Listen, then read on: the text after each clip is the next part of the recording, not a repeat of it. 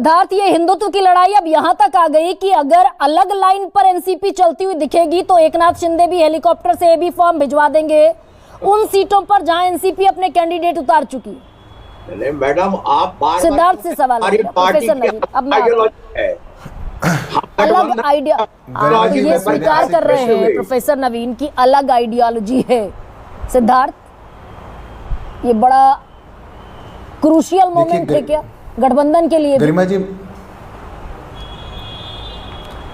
मैं पहले एक चीज समझ नहीं पाया, मैं चाहूंगा कि आप मुझे समझा दें। आपके शो पर ऊपर एक लाइन चल रही है कि चुनाव में एजेंडा क्या राहुल का संविधान या हिंदुत्व पर घमासान। इस लाइन का क्या मतलब है? संविधान का आर्टिकल कौन सा एजेंडा है?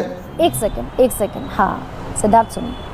संविधान का आर्टिकल 15 अनुच्छेद 15 ये कहता है कि किसी भी नागरिक के साथ जाति, भाषा, धर्म, राज्य के आधार पर कोई भेदभाव नहीं होगा। भाई हिंदू की बात करेंगे तो वो संविधान के खिलाफ जाता है, वो नैरेटिव सीधे जाता है। और ये वोट जिहाद वाला बयान मैं पढ़ दूं देवेंद्र फडणवीस का एक बार और आपके लिए। मैं यही सुनना चाहता था। नहीं, आप मत पढ़िए, अब मेरा जवाब देने का अवसर है तो मुझे देने दीजिए। इस देश के अंदर हिंदुत्व का एजेंडा है, इसीलिए इस देश के अंदर संविधान भी है, नहीं तो शरिया लॉ लागू हो चुका होता। दुनिया भर में उदाहरण है, मैं उदाहरण आपको पढ़ के सुनाऊंगा।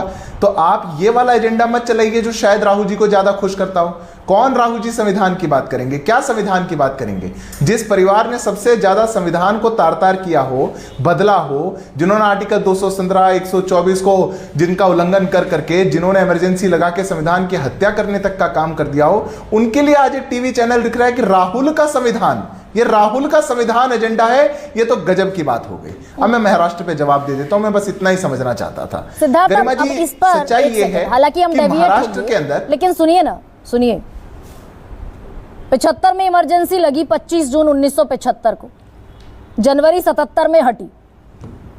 इमरजेंसी काला धब्बा है, मैं यहां आज ऑन रिकॉर्ड कह रही, किसी भी देश के लोकतंत्र पर सबसे बड़ा काला धब्बा है, लेकिन इतिहास और वर्तमान कभी इक्वेट नहीं किए जा सकते। सिद्धार्थ, अब आप अपनी बात रख लीजिए।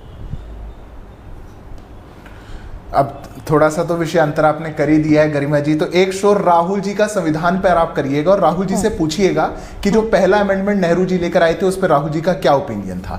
जो इंदिरा गांधी जी ने फंडामेंटल राइट्स को सस्पेंड कर दिया था उस पर राहुल जी का क्या ओपिनियन था। जो नेशनल एडवाइजरी काउंसिल बना करके संविधान को तार किया गया, एक नई बड़ी कॉन्स्टिट्यूशनल पोस्ट बना दी गई, उस पर राहुल जी का क्या ओपिनियन था। एनसीबी, अच्छा इस पर बताइए, चलिए सिद्धार्थ, इस पर आपका क्या ओपिनियन है? सुनिए फेरिस थी ना, पर ये एजेंडा किसका है, मैं बस ये समझ नहीं पाता। मेरे को आपका क्या ओपिनियन है?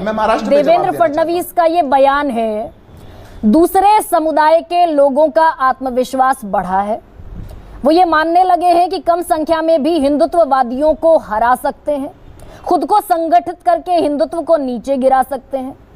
बदले की भावना से वोटिंग हुई है और वोट जिहाद हुआ है। ये दूसरा समुदाय कौन है ये जो ताकतवर हो गए, देश का हिस्सा है कि नहीं है? गरिमा जी, हमने देश के लोकतांत्रिक चुनाव के चलते में हमने एक पार्टी के नेताओं द्वारा ये रैलियों में कहते हुए सुना कि आप वोट जिहाद करिए, यही एक अधिकार अब हमारे हाथ में बचा है, यही एक हथियार हमारे हाथ में बचा है, वोट जिहाद करिए।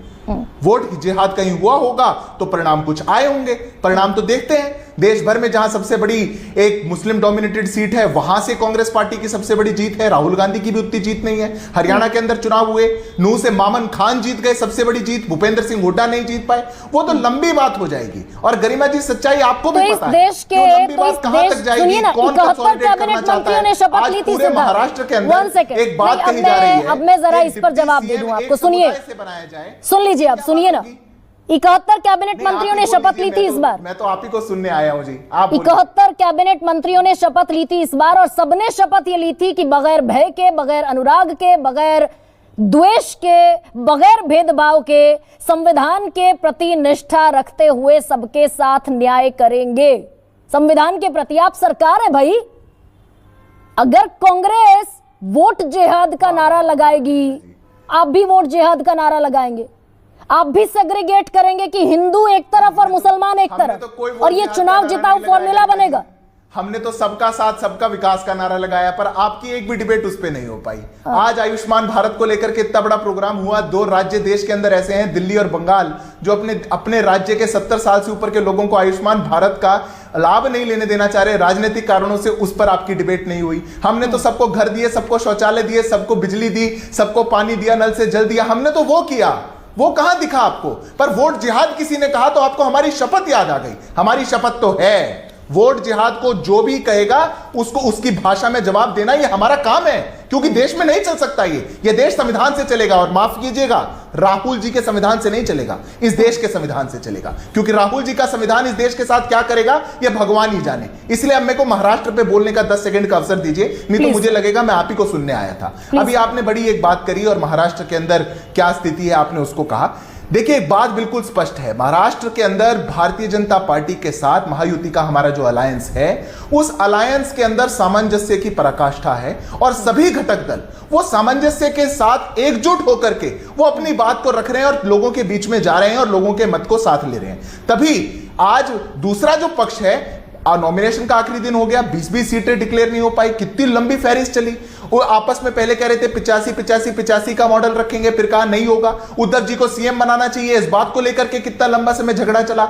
हमारे अलायंस में महायुति के अंदर ऐसा कभी भी नहीं हुआ, क्योंकि हमारा सिंगल पॉइंट एजेंडा है, महाराष्ट्र को अगर 1.5 ट्रिलियन इकोनॉमी बनाने का स्वप्न किसी ने दिखाया है तो महायुति ने दिखाया है। 2.5 साल के अंदर अगर सबसे ज्यादा प्रगति की राह महाराष्ट्र के राज्य को कोई लेकर के आया तो भारतीय जनता पार्टी, महायुति, हमारा गठबंधन लेकर आया है। ये जो विश्वास है लोगों का, उस विश्वास पे वहां के लोग वोट करने जा रहे हैं, इसलिए किसी भी और प्रकार का एजेंडा वहां पे भ्रमित नहीं कर पाएंगे। पर ये लोग, मैं 10 सेकंड ले रहा हूं बस, पर महाराष्ट्र जैसी जगह में जहां छत्रपति शिवाजी सब मराठियों के, सब महाराष्ट्र वालों के, सब देश वाले के आराध्य हों, वहां पर औरंगजेब की मजार पर जाकर के फतिया पढ़ने वाली पार्टियां वो क्या जवाब दे पाएंगी?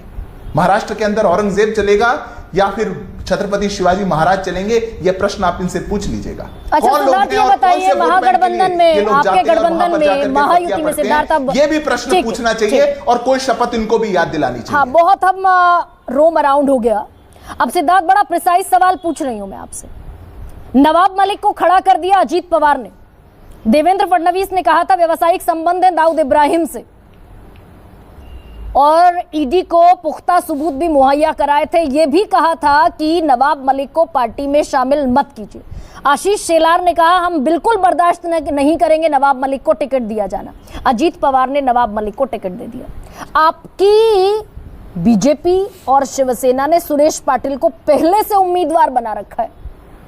क्या है ये बाइफर्केशन है, ये फूट है या नहीं है?